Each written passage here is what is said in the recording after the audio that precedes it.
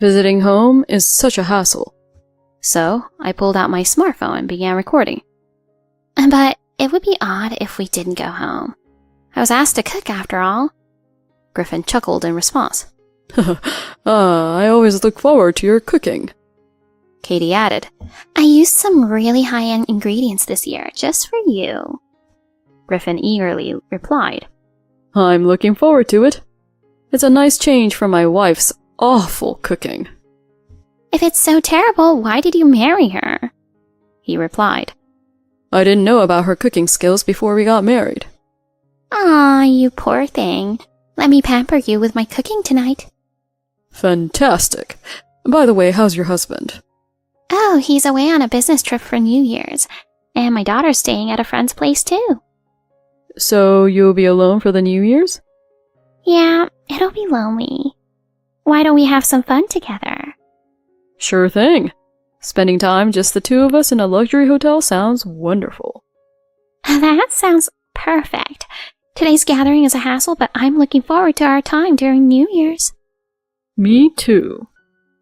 Witnessing their infidelity, I felt like I was in the midst of a storm. I returned to my in-laws' house before them, waiting for Katie's arrival. When she arrived, Katie apologized. Alana, sorry I'm late. I couldn't finish the preparations by myself. Taking a deep breath, I began. Katie, to be honest, I kind of slacked off on the cooking today. But you're a wizard in the kitchen, right? Could you add some of your magic touch to it? She smiled and replied, Don't worry. Today is special. I've actually prepared a sumptuous meal with a secret recipe. Really? That's a relief. You truly are a wizard in the kitchen. My husband always says this again when it's my cooking. He'll definitely be surprised with yours. Her dishes were indeed opulent, featuring a classic casserole, prime rib, corn pudding, not to mention lobster, roast beef, and even caviar. If lobster was included, it must have been quite pricey. Katie, this is truly spectacular. Everything looks delicious. Right? I spent $2,000 on the ingredients. That much? I'm a culinary researcher after all. I want to show off my cooking to everyone today. She likely just wanted to earn praise from my husband. Then I'll bring it out later. Could you check on everyone's favorite drinks in the meantime? As we spoke, Griffin arrived, rather nonchalantly. Sorry I'm late. I just wrapped up some work. While greeting the relatives, one remarked, Wow, Griff, you have to work even on Christmas? Well, I've become a manager. A boss has to fix his subordinates' mistakes. Sounds like you're a great manager. The atmosphere was wonderful and festive. Every time he greeted a relative, Griffin took a drink. He's not very good with alcohol, and the whiskey being served was high proof. He was probably on an empty stomach, so he was likely to get drunk quickly. I headed to the kitchen alone to finalize the food. When I glanced at Katie, she was mingling with other relatives and drinking, showing no urgency to get started. Perfect! Just then, a slightly tipsy Griffin entered the kitchen. Hey, is the food ready? I'm bringing it now. How does it look? I proudly displayed the dishes. He sampled a bit of the food and declared, Yep, your cooking is still terrible. He then took the plate to the trash and dumped everything. Oh my gosh! This is a celebration. Don't serve such awful food. How could you? I intentionally raised my voice. Just then, Katie arrived and seeing Griffin with an empty plate, asked with a smile, Did you try the food? He replied, No, her food was so bad I just threw it out. You did what? I just tasted it and it was inedible. But, I made that. She looked stunned. What? But isn't this her cooking? I just served Katie's cooking on our plates. I said this to my husband with a triumphant look. Katie was near tears. I spent all day yesterday making it. I even splurged on expensive ingredients from other states. And you call it awful. She broke down crying. The commotion in the kitchen attracted the curious relatives who gathered around. The mother-in-law asked the distraught Katie. What happened? I dramatically recounted, like a heroine in a drama. Griffin threw away the meal Katie poured her heart into. The relatives glared at my husband and began to scold him. What do you think you're doing? We were looking forward to the professional taste of a culinary researcher. Katie had been bragging about her cooking at the drinks table. The father-in-law pressed. How are you going to make this right? It's Christmas after all. I pressed further. She had prepared expensive ingredients just for today, costing around $2,000. What? $2,000? He looked at her astonished. Tearfully, she said, Since luxury ingredients are all the rage lately, I try not to be outdone by the trend. I pressed on. Well, we might as well order takeout.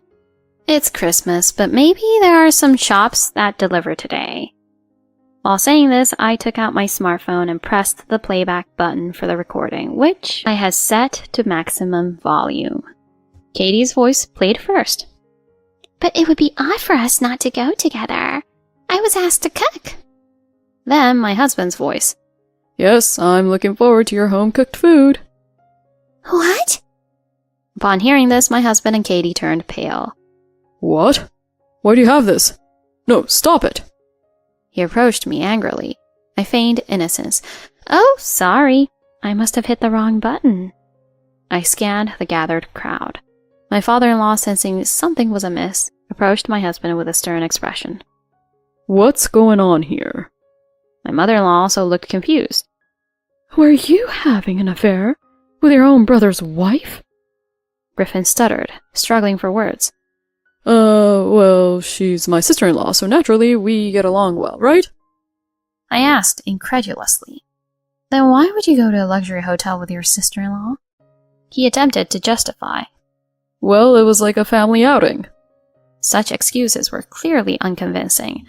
An affair is nothing else but an affair if it involves just the two of them traveling.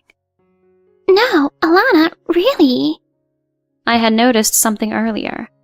Katie, that's a lovely bag you have today. Oh, yes, it's a limited edition just released for Christmas, she replied proudly. I seized the opportunity to press further. Really? Actually, there's a purchase record for that brand on our credit card statement. It's not mine, though. So that means it was a gift from my husband to you, right? The timing fits perfectly. Yeah, I received it. Since my husband is away, Griffin was thoughtful enough to get it for me. Isn't that right, Griff? She looked for confirmation, but my husband was looking elsewhere. It's unthinkable for a husband to buy such expensive gifts for his sister-in-law and not for his wife. Katie challenged. If you suspect me that much, do you have any proof? I then showed the relatives a photo I had taken earlier of the two arm in arm. She claimed, Oh, I just tripped and he was helping me. Her desperate excuses continued, but the affair was clear. Then suddenly a figure appeared. Just admit it already, said Paul, her husband, standing in front of her. Katie gasped. What? Why are you here? She couldn't hide her surprise and confusion. He smiled, but his eyes were stormy. I came home early from work because it's Christmas. Plus, I received some interesting information and came quickly. It's not what you think, honey, Paul calmly asked. What's not? His voice was calm, but his eyes were sharp. I haven't had an affair with your brother at all, Katie insisted. Oh, can you still say that after this? He pulled out a photo, not the one I took today, but one showing them coming out of a hotel and other compromising situations over the past few months. Katie gasped. My husband and Katie both looked completely flustered. Paul revealed. I hired a detective agency. There's plenty of evidence. His voice was icy. Katie, trembling, asked, Why? How long have you suspected?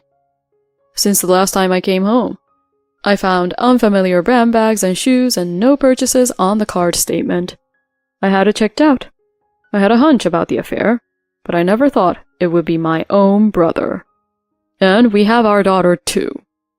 Forgive me, honey. It was just a moment of weakness. I was so lonely. Huh, you have the nerve. You're planning to go to a hotel together, weren't you?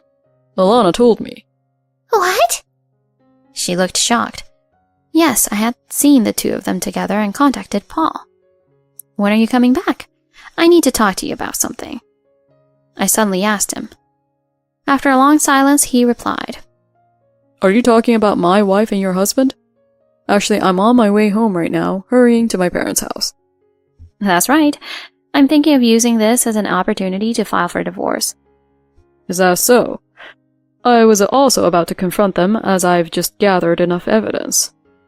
With this phone call, he and I agreed to expose our cheating partners in front of all the relatives. Now Griffin yelled. You two were in this together? He glared at me and started shouting. What are you talking about? Drop that attitude right now. The fault is yours. He argued. I was tempted. She said she was lonely. So you think that makes it forgivable? I'm filing for divorce, and I will be seeking alimony. But he scoffed. Huh, after all I've done to support you, this is how you talk? If you can't forgive a little infidelity, you're not fit to be a wife. At this point, my father-in-law lost his patience. Enough. How can you say such things so shamelessly, time after time? You're a disgrace to the family. I'm cutting ties with you. Dad, don't be hasty. I'm the eldest son. We don't need an eldest son like you. Get out. After the divorce was finalized, my ex-husband's fate spiraled downward like a tragic hero. He boasted that he could cover the alimony using his position at the company, but a corporate investigation exposed his long-standing gambling habit. With his savings depleted and abandoned by his family, he accrued debts to pay alimony, and eventually he even tampered with company funds. He was demoted at work, and rumors of embezzlement spread, leaving him without a position there.